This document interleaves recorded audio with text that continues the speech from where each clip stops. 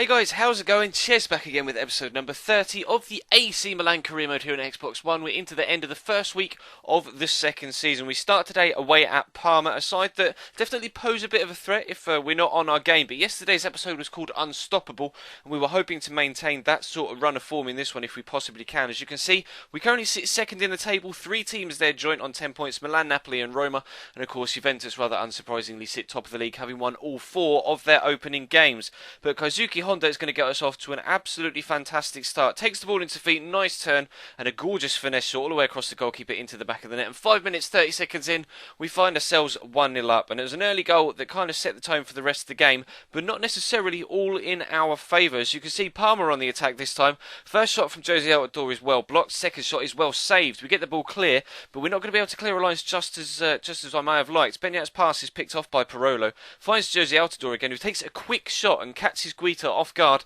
20 minutes in, we find ourselves pegged back to 1-1. It was a decent finish from Jose Altidore, player that you perhaps might not have expected to be at Parma, but obviously made the move from Sunderland in the summer. And Jonathan Biabiani's pushing down the right-hand side, and Walter Gargano takes advantage of a lack of positional awareness from my defence there. Finds himself in space, but fortunately for us, he drags this shot wide of that far post. We stay at 1-1 as we go in towards half-time. So the second half was still all to play for, and to be fair, it was definitely end-to-end stuff. As you can see, the ball's pinging about here. We can't really get it out as well as we might have liked. Parolo again picks up on the loose ball. If you see I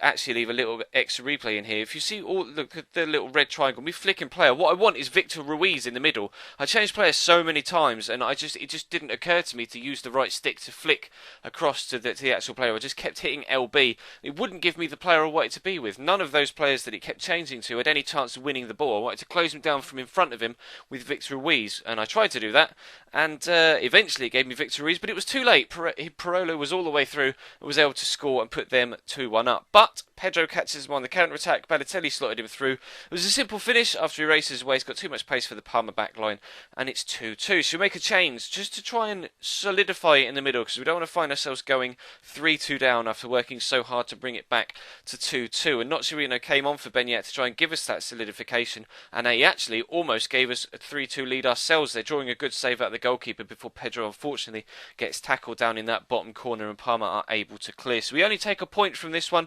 and I was quite disappointed only to get a point out of it, to be completely honest. I would have preferred 3 points and to have maintained a winning run, but nonetheless we're going to head into the Champions League next against Ajax. It wasn't too long after that game against Parma, so as you can see, it's a completely changed 11, and we've got a lot of rotation players in there. Of course, Martin Caceres is new this season, as is Julian Draxler, so they're hoping to put in performances to hopefully impress and try and get themselves into the overall starting 11. But as you can see, we sit top of the group along with PSG.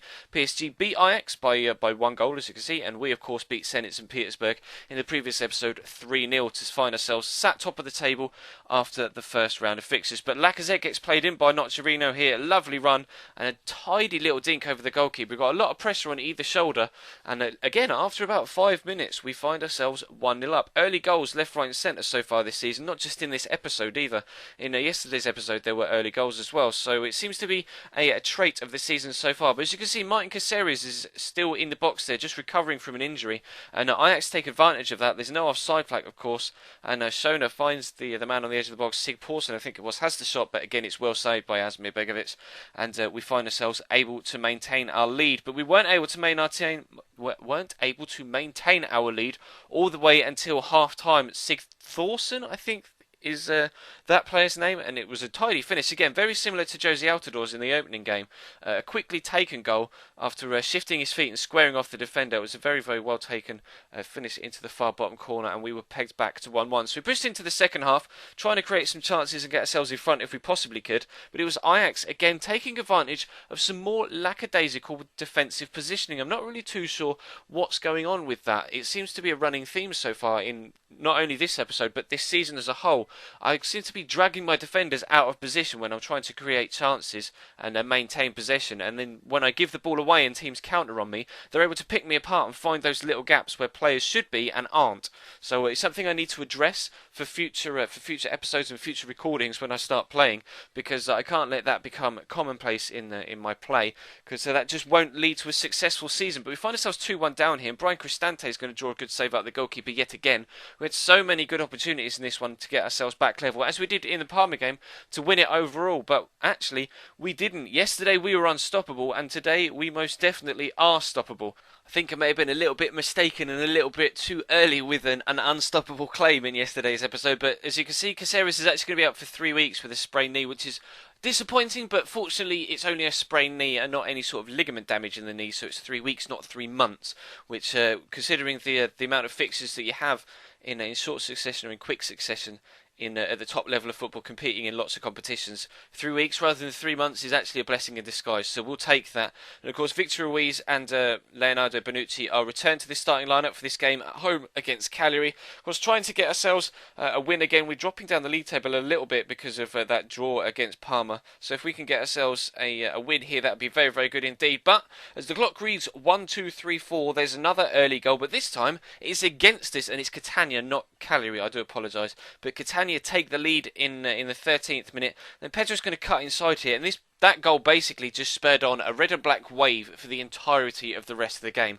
But were we going to be able to find the goal to get ourselves back in front or to get ourselves level and then back in front? But Benyat pushing down the right hand side finds Abate, almost has a decent chance on goal, but just gets a little nudge in the back as he's taking the shot, puts him off balance, and unfortunately it just trickles on towards the goalkeeper, and we can't create the opportunity that may have gotten us back into the game. But Ballo's going to have another chance here. This time it goes just wide of the post rather than being a little bit too central, and the goalkeeper didn't have to make a save. He kind of had that one covered, I think, although it was literally just a couple of inches past that far post, as you'll be able to see from the replay. Goalkeeper perhaps would have gotten there had it been on target, but we're still in the first half, still creating chances. Benyat is going to find no one because he's gone an absolute run and smash it, and he's looking for that top left hand corner, and again the goalkeeper goes up, makes a great save, and we can't seem to get that goal that we want. We're into the second half now. Honda plays the ball outside to Pedro, lovely through ball looking for Polly. It's actually going to break free and rebound a couple of times off defenders, falls to Balotelli. How has the goalkeeper kept that out? I'll show you a replay of the save from behind the goal, because it's absolutely fantastic reactions, just to swing an arm at it, and he gets just enough on it to be able to make it go around the post. It was so incredibly frustrating not to be able to score as we head into the last 10 minutes. Pedro puts the ball up. Balotelli goes even closer this time. He hits the bar. Honda, I wanted to lay that back to the man on the edge of the box, and I passed it to the wrong man there. El Shaarawy find himself marked, and we gave the ball away. So El Shah came off, as did Honda, Oncam Lacazette and Giovanni Dos Santos, hoping to have a decent last 5 or 6 minutes or so and get the goal that would get us back in it, and hopefully maybe even push on to get ourselves in front. But Giovanni Dos Santos, 2 minutes from time, finds himself played in behind by Mario Balotelli over the top, and he finally is able to find the back of the net for the team.